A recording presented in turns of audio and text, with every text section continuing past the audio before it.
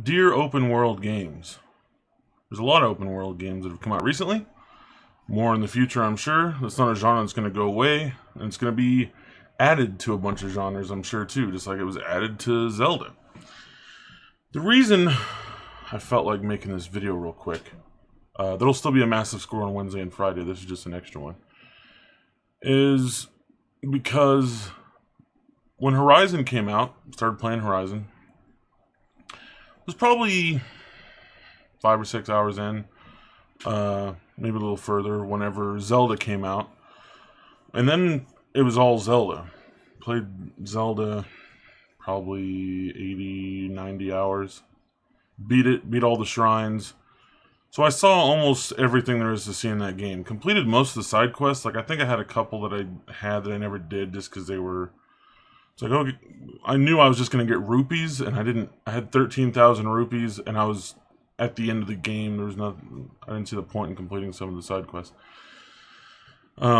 So what I decided to do after I beat Zelda was cleanse the palate before going back to Horizon. So I played Snoopy's Grand Adventure.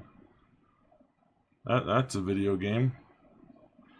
Maybe I beat it and got all but 2 trophies and probably a total of 4 hours, 4 or 5 hours maybe, if that. Very short game. Not particularly good. The voice acting, it's like, that sounds like Charlie Brown. Anyway, I might review that eventually, but so then this morning I decided to start Horizon up again. I was like, I know it'll take me a while to get used to it because I know it's different and the controls are different than Zelda, obviously.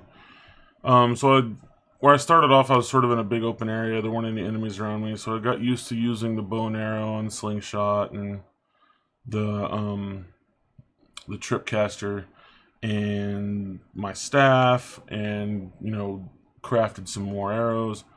And then there was like a little small hill. I was like, oh, that's a good place to go up and like attack some of the robots over there. That'll be a good place to go. And the top of this little hill was probably like a little above my head, maybe a foot above my head. I can't get up there.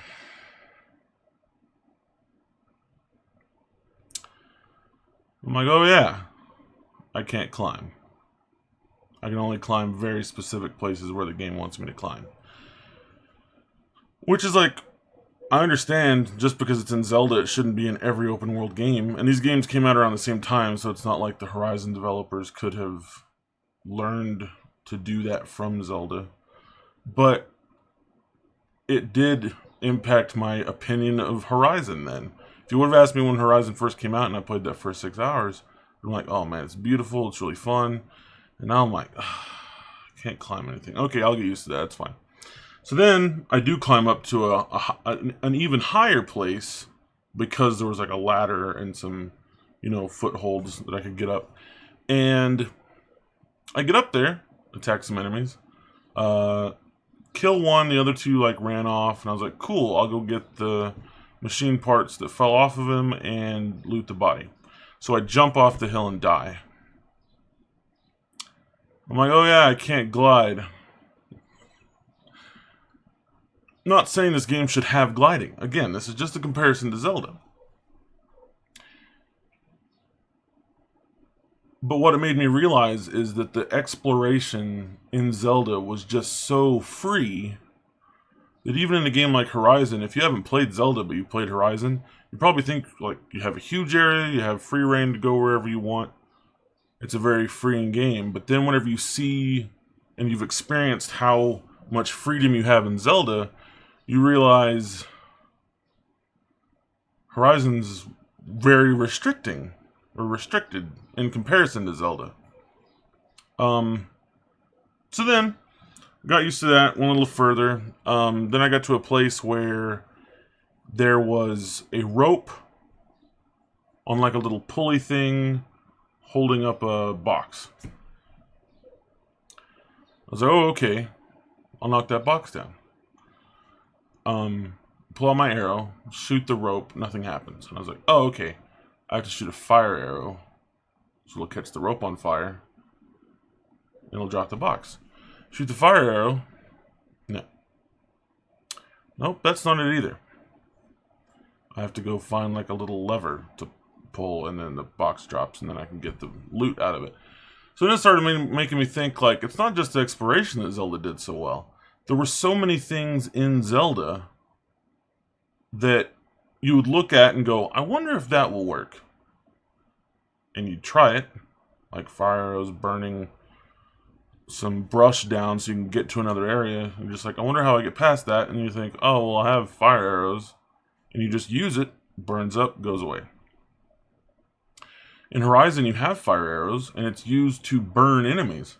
If you shoot it at grass, nothing happens to the grass. If you shoot it at rope, it doesn't burn the rope. So then it just makes me feel like there's also restrictions, not just on the freedom of exploration. There's restrictions on, oh, what would you call it?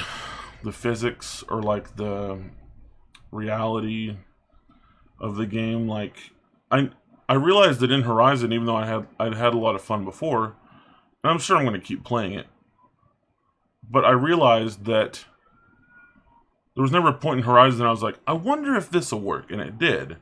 It was always, if the game wants you to do a specific thing, it will put a marker on it, and then you get there, and if it's a door or something's in your way or something you have to do before you can get through a certain place, it'll just say, you have to go here, and then your quest log will say, you have to do this when you get there. Sometimes there's some surprises, like it'll say, go here and talk to this guy, but when you get there, it's like a fight or whatever. But it's never... It doesn't let you figure a bunch of stuff out. Like Zelda, there was barely any tutorials. At the very beginning, it's like you use this to use your weapon. It didn't like go into how to use different weapons, because like broadswords, long swords, spears, axes, like all these things work completely different. But all it said, all Zelda ever said was, you press X to use your current weapon. So it's like, man, Zelda, in many ways, is better than Horizon purely because of gameplay reasons. And even think, like, whenever you use your bow in Horizon, if I'm shooting an enemy that's on the other side of a canyon, practically compared to me, where I'm not even sure the game will register me hitting it because it's so far away, whenever I shoot my arrow, it'll just make a straight line. It'll just, like, if I'm over here, and the bad guy's over here, and I aim at him, it'll just travel straight and hit him. This is going to be really disorienting for me because I have to make sure it looks right on the camera. But on Zelda, if Link is right here, and there's an enemy over here, and I aim straight at him, the arrow goes like this, and drops down. It goes like, ooh. So I have to aim higher, because the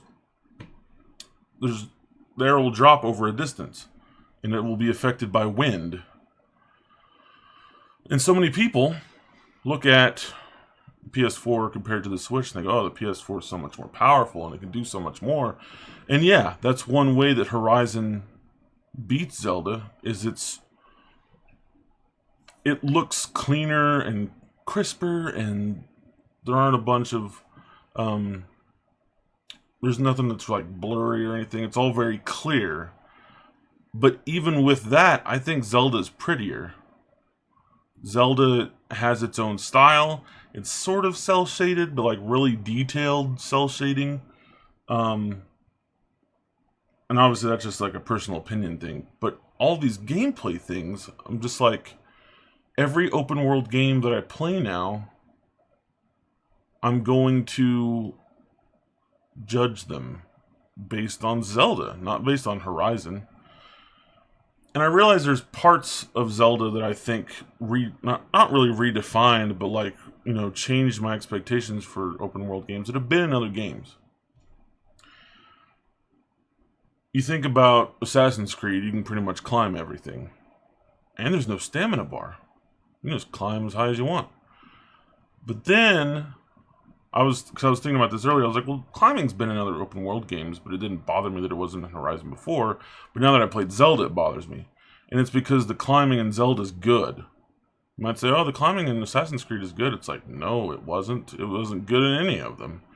You'd be here, and you want to get here, and you'd push that direction in X, and he'd jump over here.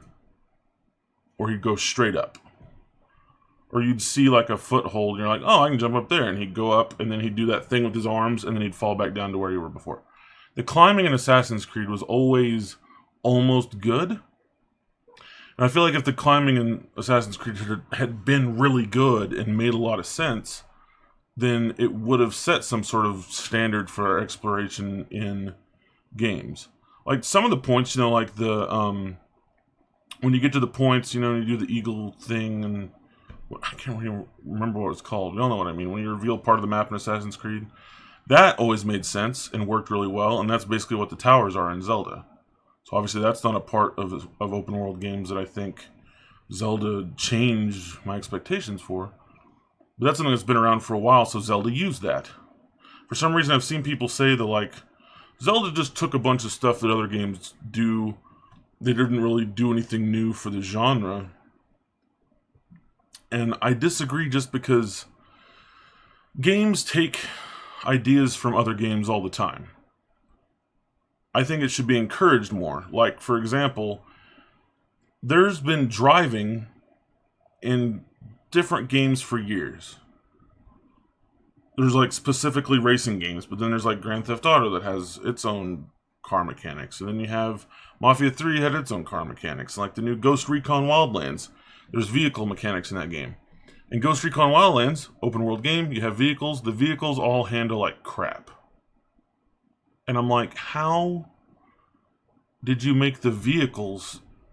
The flying's fine, but like Jeeps and bikes and stuff, I'm like, there's been so many games that handle this right. How do you handle it badly? That's why I can forgive Horizon for like being worse than Zelda in some ways, because Zelda hadn't come out yet.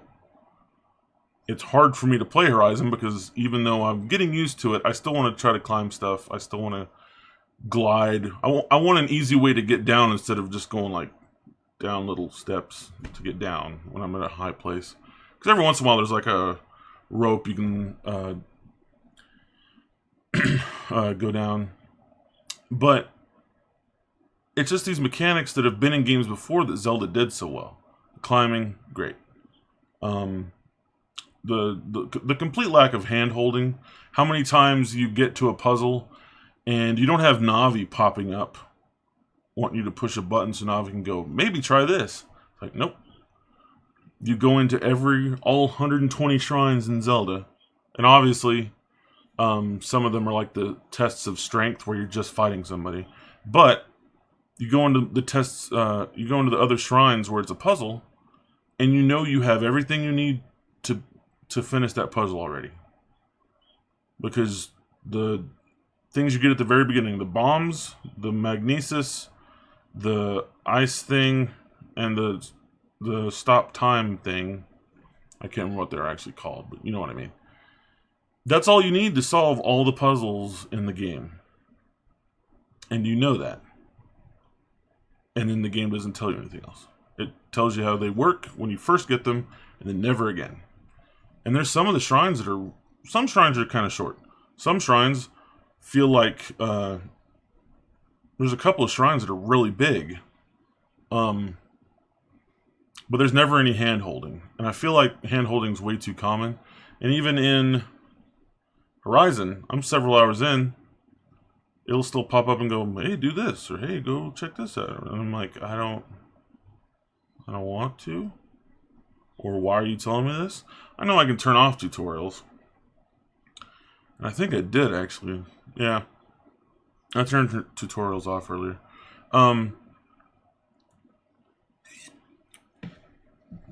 I just want open world games to take Zelda seriously going forward. Because I know whenever the Wii came out, Microsoft and Sony both decided to copy the Wii remotes in their own way. Microsoft just went with the Kinect. Sony had the Move controllers for the PS3 because they wanted to go in on this motion control fad that was so popular. But for the most part, Microsoft and Sony, you know, publicly they'll say like they're glad Nintendo exists, but they don't really look to their games for inspiration or ideas for their games. Like whenever they remade Ratchet and Clank, they changed some of the mechanics up, made it play better. But I bet nobody that was working on that game was looking to Mario Galaxy to make sure that like jumping felt good. You know what I mean? I'm not saying they should have done that or anything, but with Breath of the Wild, anybody that's making a open world game going forward, I think should look at Zelda for inspiration on how certain things should work. I think the next Assassin's Creed should have climbing more like Zelda. Maybe not a stamina bar, because you're an assassin, I